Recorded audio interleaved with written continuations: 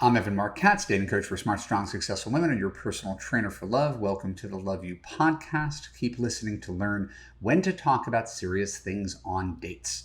When we're done, I'll let you know how you could apply to Love You to create a passionate relationship that makes you feel safe, heard, and understood. Today's reader question is from Bonnie. Can you address when to start talking about more vulnerable and serious topics in dating? I understand that people want light and playful in the beginning, but when is the best time to start truly opening up? Love this question. Speaks to my heart. So here's my theory, and if you've been listening for a while, you've heard most of my theories. I feel pretty strongly that most people just aren't good at dating. And that goes for both men and women. I did a podcast once upon a time about dating being a skill set, like doing anything else in the world, like being in sales or coding HTML or playing piano. I think dating is a skill set. I think it's a thing that you have the capacity to work at and be better at. But most of us never really think of it like that. We just kind of go in and do what we do and have no idea why things don't work. We can never really get any feedback. And so this is gender neutral. This is men and women. I don't think most men and women are good at dating. So let's think of the most common dates that we see. And I just rattled this made-up list off. Number one, coffee dates, which are basically just meet and greet intros where you both give each other 5 seconds to determine if the other person is fuckable. That's what a coffee date is. Right. Then there's therapy dates. It's where one of you pours out your heart to the other and you go way into the TMI and someone inadvertently turns into the therapist and the other person feels trapped because they're going into this deep, dark place of unresolved issues. Therapy dates are not much fun. And then there's the monologue date. It's adjacent to the therapy date, but it's really one where generally the guy does all the talking and the other person doesn't even know where to interject because the date is entirely one-sided and he's only interested in listening to himself talk and seeing that you're impressed by him. Then there's a sex date, which pretty much skips past the getting to know you part and quickly getting to the when could I see you naked part. And then there's the interview date. This is more of a woman thing, where you're interviewing him for the part of husband in the first 90 minutes, trying to figure out everything that's wrong with him that would prevent you from building a life with him. And you think you're being really sneaky and, asking him interesting questions that are revealing, but you really just sound like an insecure interrogator when you start interviewing someone on a date. So none of those are good dates. And yet you probably recognize that all of them are pretty real and pretty common. Now, the sex date's probably a good date, but it's not the thing that's going to get us into the relationship. So how does one have a good first date? What is the skill behind that? Well, in Love You, week 8, I do an entire unit, an entire week on first dates. And one of the key ideas is the idea that you have to put aside your agenda. Everybody has an agenda on a first date. What do I want to get out of this first date?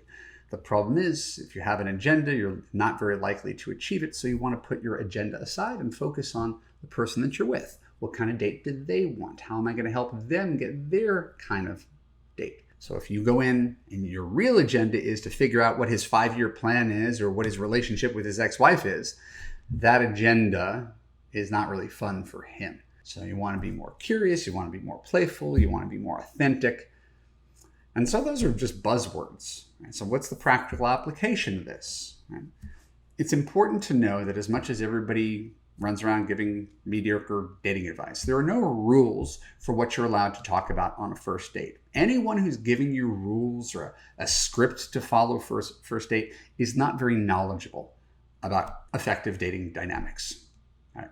They're really, like, if you're coming with a script, you're doing it wrong. If you're thinking you should get out of a date and ask these questions, no.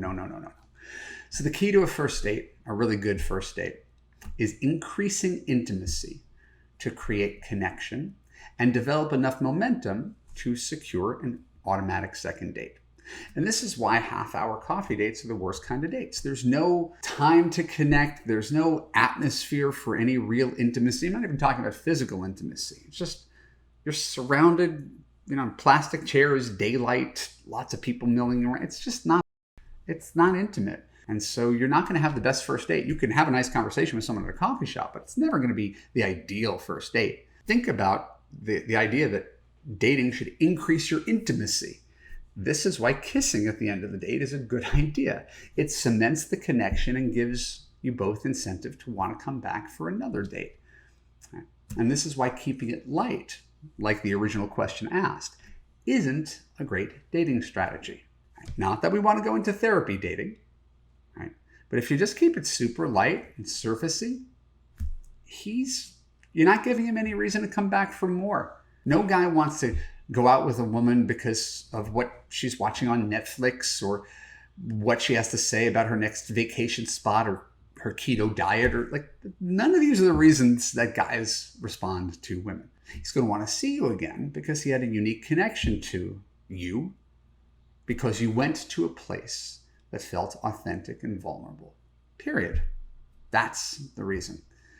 So years ago, there was a New York Times article that went viral.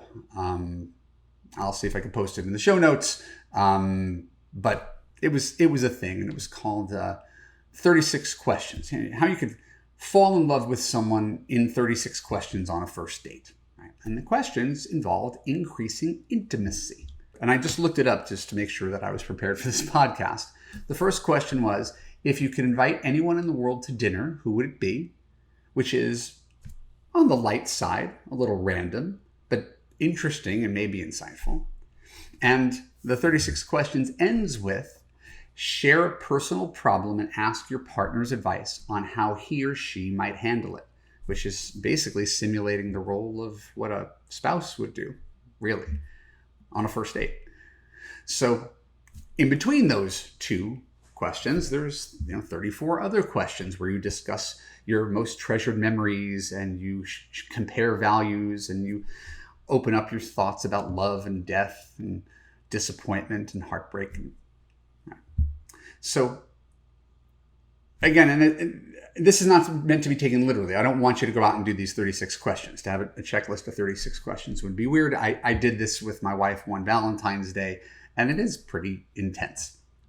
So the point is not for you to have a cheat sheet of questions for a first date, right? It's that between keeping it light and saying nothing, here's what I do for work, here's what I do for hobbies, you're going to find it's far more effective.